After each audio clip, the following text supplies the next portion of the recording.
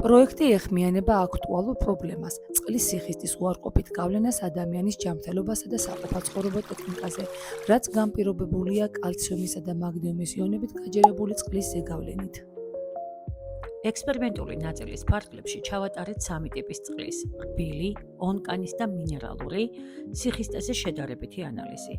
დავაკვირდით და გავზომეთ თითოეული ტიპის წყალში წარმოქმნილი ქაფის სიმაღლე, რომელიც წარმოადგენს ინდიკატორს წყლის სიხისტის ხარისხის შესაფასებლად. შედეგები შევიტანეთ ცხრილში და გამოვიტანეთ დასკვნა.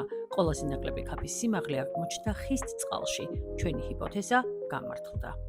შემდგომ ეტაპზე გამოვიყენეთ STEM კლუბში შექმნილი ციფრული საგანმანათლებლო რესურსი კაფეკი, სადაც განხილული იყო კალციუმის იონების ბიოლოგიური როლი ადამიანის ჯანმრთელობისათვის.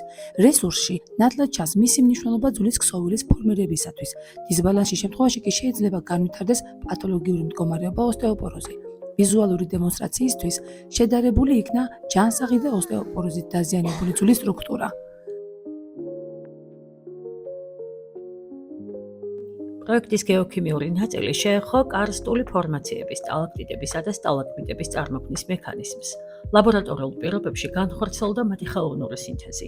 პარალელურად შეიქმნა მღვიმის 3D მოდელი, სადაც გამოვიყენეთ ჩვენს კლუბში შექმნილი მავნეერების აღმოჩენის სისტემა, რომელიც აფიქსირებს გარემოში ნახშირ ორჟანგის კონცენტრაციას და ტემპერატურას. ორივე პარამეტრი კი სასიცოცხლოდ მნიშვნელოვანია მღვიმეში ბიოგეოქიმიური წონასწორობის შესანარჩუნებლად. ჩვენს მიერ შექმნილი სენსორული მოწყობილობა განსაზღვრავს წყლის მინერალიზაციის დონეს, აღიქვამს მასში ელექტროლიტების არსებობას, რის გამოც ხლეთ-ნათურები ინთება. მულტიმეტრის საშუალებით ვიგებთ ხსნარის ელექტროგამტარობას, რომელიც პირდაპირ პროპორციულია ხსნარში ელექტროლიტების კონცენტრაციის. პროექტი წარმოადგენს ქიმიის, ბიოლოგიის, გეოლოგიისა და საინჟინრო ტექნოლოგიების ინტეგრებულ მიდგომას, რაც მიზნად ისახავს მოსწავლეებში 21 საუკუნის უნარჩვევების განვითარებას.